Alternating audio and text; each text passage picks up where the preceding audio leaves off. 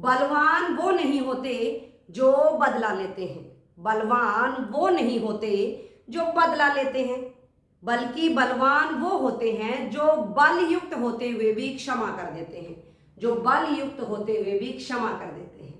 Hello friends, मैं हूं अलका यादव और जैसा कि आप सबको पता है कि हर सप्ताह मैं आप सबके लिए लेकर आती हूं एक मोटिवेशनल स्टोरी। जी हाँ, इस बार भी लाई हूं आप सबके लिए एक और कहानी, और आज की कहानी का नाम है क्षमादान। एक बार की बात है, एक बार एक राजा था और उस राजा ने अपने राज्य में एक पिंजरे में 10 बहुत ही खतरनाक कुत्ते रखे हुए थे। जो भी व्यक्ति उसके राज्य में गलत काम करता था या छोटी से छोटी गलती कर देता था तो राजा उस व्यक्ति को उस पिंजरे में बंद करवा देता था जहां पर 10 खतरनाक कुत्ते उसने बंद कर रखे थे। एक दिन क्या हुआ कि राजा ने अपने मंत्री से एक प्रश्न किया और मंत्री ने उस प्रश्न का जो उत्तर है वो गलत दे दिया। राजा ने उसी समय अपने सिपाहियों को आदेश दिया कि इस मंत्री को उसी पिंजरे में बंद कर दिया जाए जहां पर 10 खतरनाक कुत्ते बंधे हुए थे। मंत्री ने बहुत ही ज्यादा प्रार्थना की, क्षमा याचना की, लेकिन राजा कहाँ मानने वाला था। इसके बाद मंत्री ने याद दिलाया कि महाराज, मैं पिछले 10 सालों से आपकी सेवा कर रहा हूं, क्या एक छोटी सी गलती के लिए आप मुझे इतनी बड़ी सजा देंगे?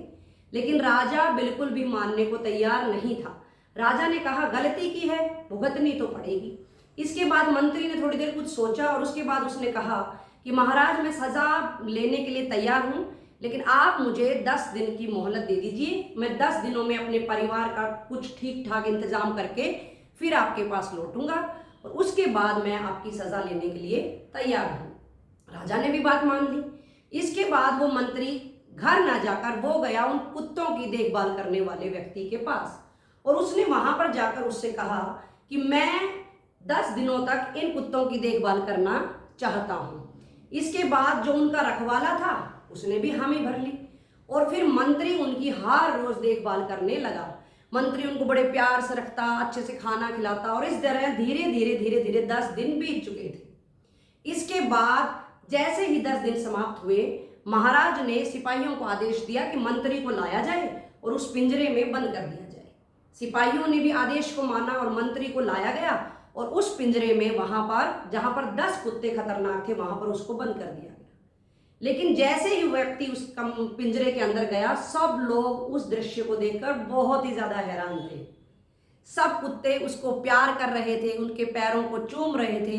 राजा ने जैसे ये देखा, उसने सिपाहियों से पूछना चाहा कि ऐसा कैसे हो रहा है।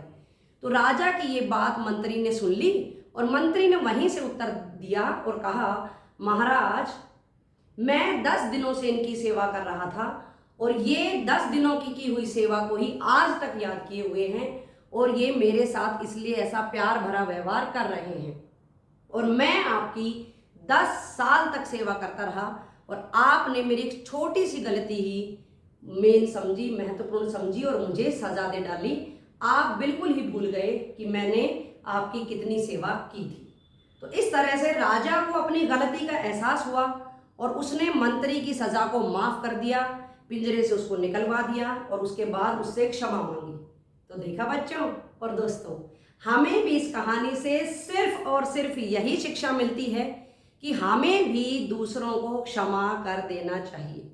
हम बहुत बार ऐसा करते हैं कि कोई व्यक्ति भले ही हमारा कई दिनों तक बहुत ही अच्छा काम करता रहे, हमारी मदद करता रहे, लेकिन एक दिन उसने अगर कोई छोटी सी गलती कर दी, कोई भूल कर दी, तो हम उसको ही बड़ा मान लेते हैं, उसकी सजा उसको दे देते हैं, उससे रूठ जाते हैं, क्रोध करने लगते हैं, बात नहीं करते हैं, दुश्मनी तक कर लेते हैं और उसने जो इतने सालों से या इतना पीछे जो भी हमारे लिए अच्छा काम किया था उसको हम उसकी एक छोटी सी भूल के साथ ही भूल जाते हैं। तो आप ऐसा कतई ना करें।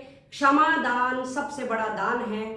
आप ये देखें कि आपके साथ जो व्यक्ति है उसने जो आपके साथ गलती की है वो कितनी बार की है, किस तरह से की है, और आप उसके किए हुए बुरे कामों को ध्यान में ना रखें बल्कि ये भी ध्यान में रखें कि उसने आपके साथ किस तरह का अच्छा व्यवहार किया है, कितने अच्छे काम उसने आपके लिए किए हैं। तो केवल बुरा ना देखें, अच्छे को भी देखें, दोनों को तोलें, उसके बाद ही आप डिसीजन लें, उसके बाद ही आप सोचें कि मुझे क्या करना है। क्षमादान सबसे बड़ा दान है। इसको आप मन में रखिए, इसी के साथ खुश रहिए, सुरक्षित रहिए, मेरे साथ बने रहिए। हर सप्ताह की तरह अगले सप्ताह फिर से मिलूंगी। तब तक के लिए नमस्कार।